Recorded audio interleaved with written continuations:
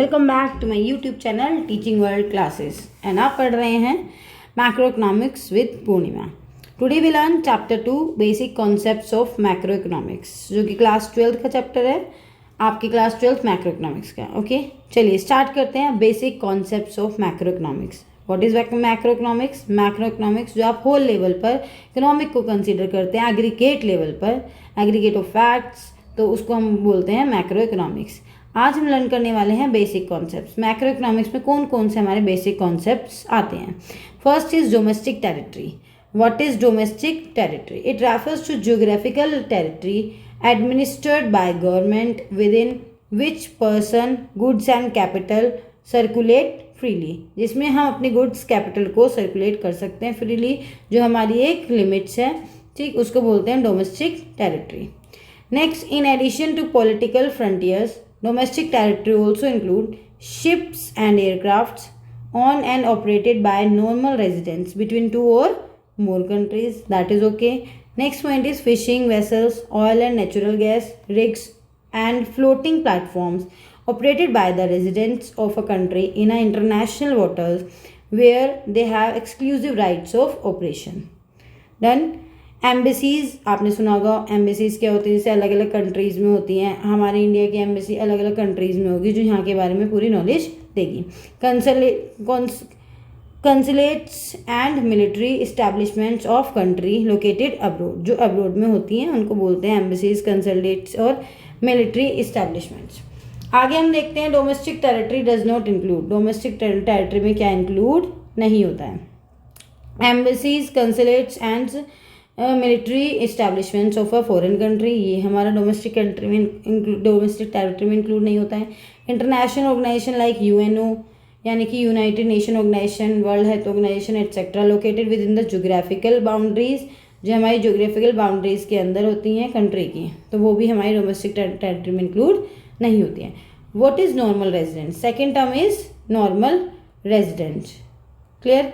Normal resident refers to an individual or an institution who ordinarily resides in the country and whose center of economic interest also lies in that country, जो जहाँ रहता है और उसका economic interest भी उसी country में lie करता है, that is called normal resident.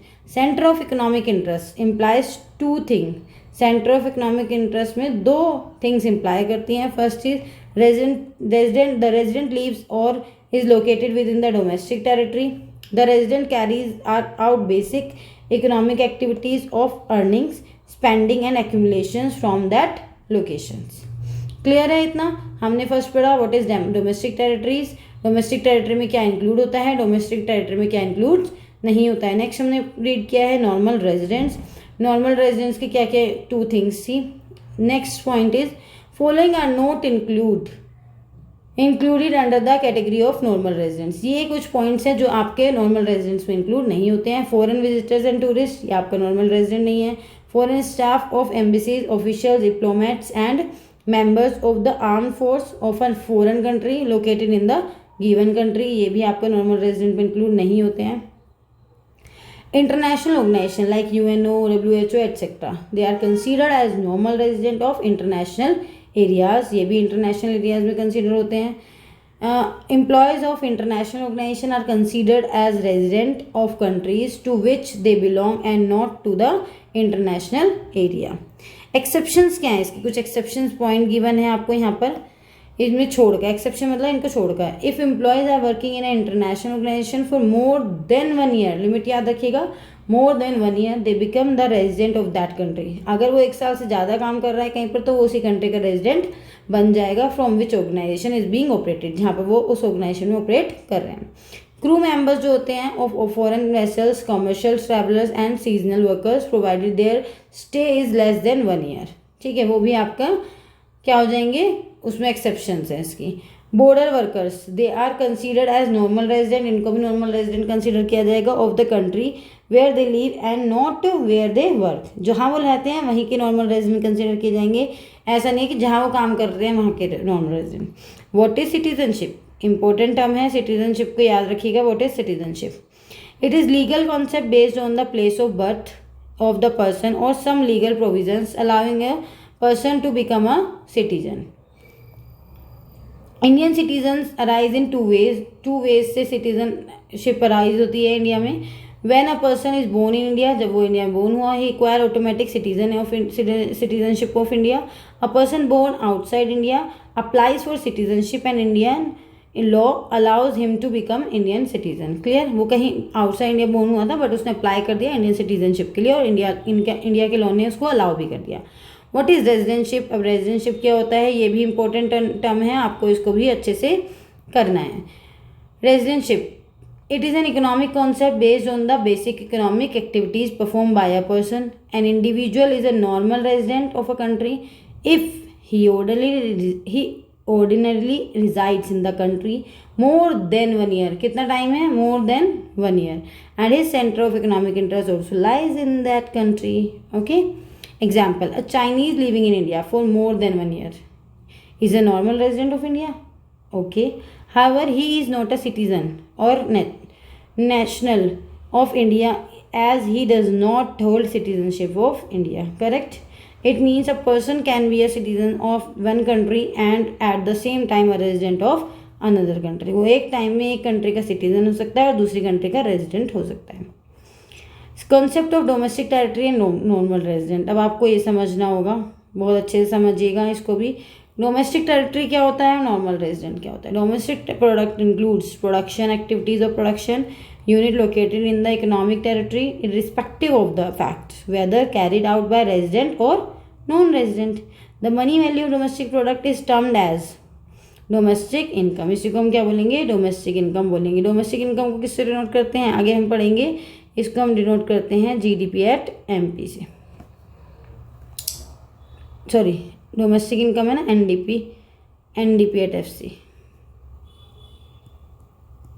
NDP at FC. ठीक है. Normal territory. National product includes production activities of normal resident irrespective of facts whether performed within economic territory or outside it. चाहे आपने economic territory के अंदर perform किया है चाहे आपने बाहर परफॉर्म किया है. The money value of national product is termed as national income. National income को किससे डिनोट करते हैं, एनएनपी एट एफसी. ठीक है. ये क्या होता है ये हम आगे आने वाले चैप्टर्स में पढ़ेंगे. चैप्टर 2, चैप्टर 3, चैप्टर 4 में what is NNP at FC, what is NDP at FC. Clear. Domestic income को एनडीपी एट एफसी बोलते हैं और नेशनल इनकम को एनएनपी एट एफसी बोलते हैं. क्लियर है इतनी चीज़. चलिए आगे बढ़ते हैं. Difference between factor income and transfer income. अब फैक्टर इनकम क्या होता है और ट्रांसफर इनकम क्या होता है. ट्रांसफर इनकम वो होता है जिसमें आप कोई भी सर्विस रेंडर नहीं करते हैं. फैक्टर इनकम वो होता है जिसमें आप सर्विस रेंडर करते हैं, किसी के लिए कुछ काम करते हैं तब आपको पैसा मिलता है, that is called factor income. Transfer income जिसमें आप कोई काम नहीं करते हैं, लाइक आपको स्कॉलरशिप मिल गई, आपको पेंशन मिल गई आपको, ठीक है, ये सब चीज़ें हैं ट्रांसफर इनकम में है. ठीक. आगे बढ़ते हैं. It refers to income receive by factor of production for rendering factor services in the production process. It refers transfer income पढ़ रहे हैं. It refers to income receive without rendering any productive services in return. है ना. यहाँ पर हमने कोई भी रिटर्न सर्विस नहीं दी और यहाँ पर हमने service they the. Nature, it is include in both national income और डोमेस्टिक इनकम. इसको नेशनल इनकम डोमेस्टिक इनकम दोनों में इंक्लूड करेंगे. It is neither include in national income NOR in domestic income. ये कहीं भी रिकॉर्ड नहीं होगी. Concept, it is an earning concept, it is receipt concept, क्योंकि यहाँ पर आप केवल पैसा रिसिप्ट कर रहे हैं. Recipient, it is received by factor of production, it is received by household and governments. Example इसमें rent, wages, interest and profits आ सकते हैं. स्कॉलरशिप पे आ सकता है इसमें, old age pension and employment allowances, ये सब आ सकते हैं. That is okay. इतना ओके समझ में आ चुका है तो क्रिस्टल क्लियर लिखिए, कमेंट कीजिए जल्दी से. आगे हम देखते हैं कुछ सब इंपॉर्टेंट नोट्स होते हैं आपको. ट्रांसफर रिसिप्ट और 2 टाइप्स. ट्रांसफर रिसिप्ट 2 टाइप्स के, current transfer and capital transfer. What is current transfer, what is capital transfer, जल्दी समझते हैं इनका difference. Current transfer R made out of income whereas capital transfer are made out of the wealth of the pair. ठीक है. इससे wealth of the pair होता है, उससे वो income से होता है. current transfer are generally regular in nature whereas capital transfer are irregular. capital जो होते हैं वो irregular nature के होते हैं और current transfer regular nature के होते हैं. current transfer are mean for consumption purpose whereas capital transfer are mean for capital formation. ये capital formation के लिए होता है. examples है current transfer के old age pensions, gifts, unemployment allowances etc. Capital transfer है investment, grant, capital gain tax, वो damages etcetera. आगे बढ़ते हैं. इतना समझ में आया? क्रिस्टल क्लियर लिखिए, कमेंट कीजिए। Next, final goods and intermediate goods. Final goods जो रेडी टू यूज़ है, आप उसको यूज़ करेंगे, फाइनल डायरेक्टली कंज्यूमर कंज्यूम करेगा। इंटरमीडिएट गुड्स जिसमें फर्दर कोई और प्रोडक्शन होना है या फर्दर उसको आप रीसेल करना चाहते हैं। चलिए इसको रीड करते हैं। It refers to those goods which are use either for consumption और फॉर इन्वेस्टमेंट। चाहे तो आप इसको कंज्यूम कर सकते हैं, चाहे आप इसको फर्दर इन्वेस्टमेंट कर सकते हैं। Intermediate goods refer to those good which are either use for resale, या तो आप इसको रीसेल कीजिए या कोई फर्दर प्रोडक्शन कीजिए इन द सेम ईयर में। Nature, they are include in both national income and domestic income. They are neither included in national nor in domestic income. इसको कहीं भी इंक्लूड नहीं करेंगे, इसको इंक्लूड करेंगे। Value addition, they are ready for use by their final users, that is no value has to be added to the final goods। इसमें कोई value add नहीं होगी, इसमें वैल्यू ऐड होगी। they are not ready to use, some value has to be added to the intermediate goods।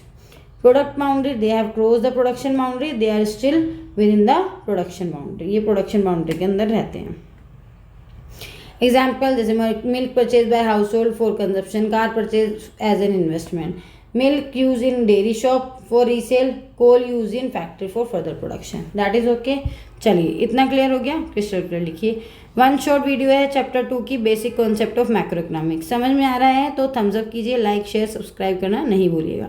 दोस्तों को भी share कीजिएगा जिससे कि आपके फ्रेंड्स को भी ये वीडियो अच्छे से मिल सके और वो पढ़ाई कर सके और अच्छा 100% स्कोर कर सके। Consumption goods, it refers to those goods which satisfy the wants. Consumption goods कौन से होते हैं? जो आप कंज्यूम कर रहे हैं, क्लियर, आपकी वॉन्ट्स को सेटिस्फाई करेंगे। It refers to those goods which satisfy the wants of the consumption directly. Consumption goods can further be subdivided into following categories. Consumption goods को फॉलोइंग कैटेगरीज में divide किया गया है। First is durable goods. Durable goods कौन से होते हैं? जल्दी से समझिए। What is durable goods? It refers to those goods which can be use again and again, जिनको आप बार बार यूज कर सकते हैं over considerable period of time, like television, refrigerator etcetera. ठीक है, एसी भी लिख सकते हैं इसमें, एसी को भी तो आप बार बार यूज कर सकते हो। Semi durable goods, goods which can be use for a limited period of time are termed as semi durable goods. These goods have a life span of around 1 year. ये 1 year की life होती है इसमें, किसमें? Semi durable goods में, like clothes, crockery, shoes etcetera. Non durable goods, goods which are use up in a single act of consumption are known as non durable goods. जिसको आप एक ही बार कंज्यूम करते हैं वो एक ही बार में खत्म हो जाता है, उसको आप दोबारा यूज नहीं कर सकते। These goods can't be use more than once. उसको आप एक बार से ज़्यादा कंज्यूम नहीं कर सकते, यूज नहीं कर सकते। They lose their identity in single act of consumption, like milk, bread, paper etcetera.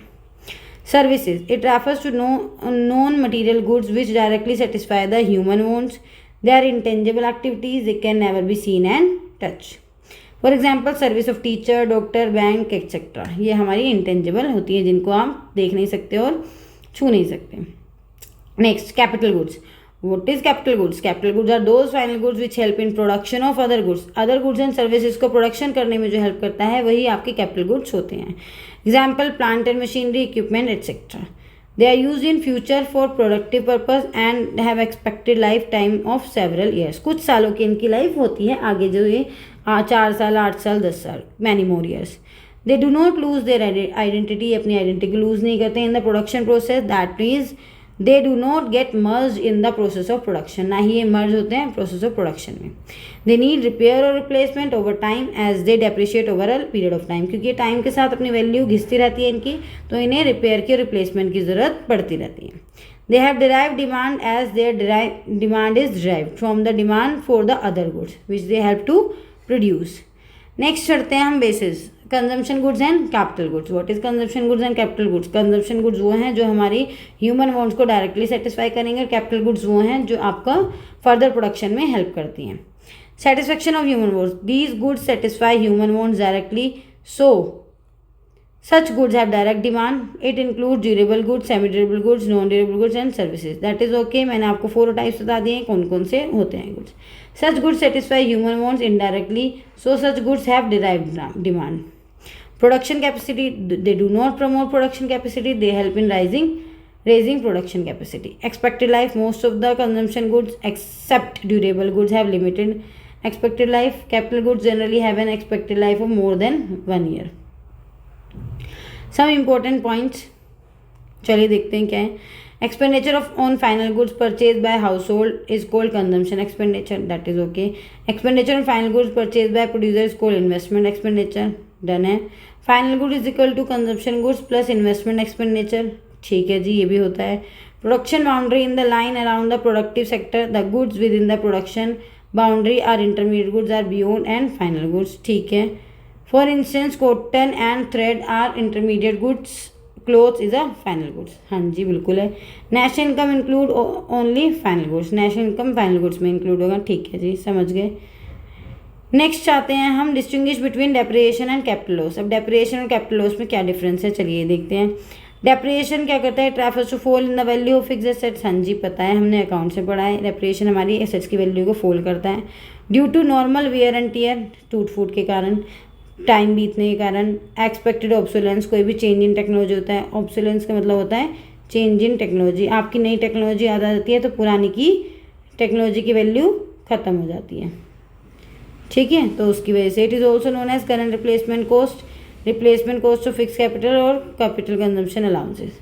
Capital loss बताइए क्या होता है. Transfers to loss in the value of fixed assets due to unforeseen obsolescence, natural calamities, theft and accident. इसको capital loss बोलेंगे. Provision is made for replacement of assets as it an expected loss. No such provision is made in case of capital loss as in an expected losses. Production process, it does not hamper the production process, it hampers the production process. चलिए. Depreciation of asset is mainly due to 3 reasons. 3 reason की वजह से depreciation लगता है. Normal wear and tear, passage of time, expected obsolescence. कोई दिक्कत परेशानी normal wear and tier में क्या कहेगा वो, टूट फूट की वजह से. Continuous use of fixed assets in production process decrease their productive capacity and value. Done है जी. Value of fixed assets also decrease. जो हमारी फिक्स्ड एसेट्स की वैल्यू होती है वो भी डिक्रीज होती है धीरे धीरे with the passage of time, even if they are not being put to use in the business. चाहे आप उसको यूज करें या ना करें, लेकिन उसकी वैल्यू कम होगी. Expected obsolescence. Value of fixed assets also decrease due to expected obsolescence, that is loss in value due to change in technology or change in demand for goods and services. Done है ma'am जी, done है, समझ में आ गया इतना. आगे बताएं. इन्वेस्टमेंट. इन्वेस्टमेंट और capital formation refers to addition of the capital stock of an economy. आप कुछ भी एडिशन करते हैं अपने कैपिटल स्टॉक में, उसको बोलते हैं investment. Investment can be looked into 2 forms. 2 form से देख सकते हैं हम, ग्रोस और नेट. ये वर्ड को ध्यान रखिएगा, gross investment and net investment. Gross investment, it is addition to the stock of capital before making allowance for depreciation. Gross value is equal to net value plus depreciation. Done. Net investment, the actual addition made to the capital stock of economy in a given period is termed as net investment. Net investment is equal to gross investment minus depreciation. चलिए. Net indirect tax. Net indirect tax refers to the difference between indirect tax and subsidies. तो formula क्या बनेगा, NIT is equal to indirect tax minus subsidies. Done है जी, done है बिल्कुल. Indirect taxes are those taxes which are imposed by the government on production and sale of goods and services. ठीक है. Subsidies are the economic assistance given by the government, जो आपको government benefit देती है, to the firm and household with the motive of general services. किसी general services के लिए firm को और हाउस होल्ड को गवर्नमेंट ने कुछ इकोनॉमिक असिस्टेंस दिए हैं, सब्सिडीज वगैरह, तो उनका कौन यूज़ करेगा, गवर्नमेंट और वो हाउस होल्ड और firms. Factor cost, it refers to an amount paid to the factor of production for their contribution in the production process. Market price, it refers to the price at which product is actually sold in the market, जो market में sold होगा. Market price, factor cost plus NIT. Done है जी. NIT indirect tax minus subsidies. Net factor income from abroad. अब ये क्या होता है net factor income from abroad. It refers to difference between factor income receive from the rest of the world and factor income paid to the rest of the. अगर हम इसको कहें तो हमें क्या करना होता है, फ्रॉम कितना वहाँ से आया और कितना हमने वहाँ भेजा, फ्रॉम में से 2 को माइनस कीजिए, आपका NFI आ जाएगा, मतलब नेट वर्ड निकल के आ जाएगा, net factor income from abroad. Factor income from abroad means क्या होता है, it is the income earn by the normal resident of a country from the rest of the world in the form of wages and salaries and interest. ठीक है, तो ये था आपका chapter complete हुआ है. 20 मिनट्स में हमने इसको किया है, basic concepts of macro economics. I hope आपको समझ में आया होगा. 1 शॉर्ट वीडियो कैसी लग रही है आपको, जल्दी से बताइए, कमेंट कीजिए, अच्छा कमेंट कीजिए, अच्छा बताइए. और फिर मिलते हैं नेक्स्ट वीडियो में 3rd चैप्टर के साथ, जिसमें आगे कुछ न्यूमेरिकल्स है, वो हम कल की वीडियो में सॉल्व करेंगे. जितनी भी लंबी वीडियो होगी वो, क्योंकि हमारा 1 शॉर्ट वीडियो चल रहा है तो पूरा हमें कराना होगा. ठीक है, मिलते हैं. चलिए bye bye, take care, till then good night. अच्छे से पढ़िए, अच्छे स्कोर कीजिए. Good night, take care.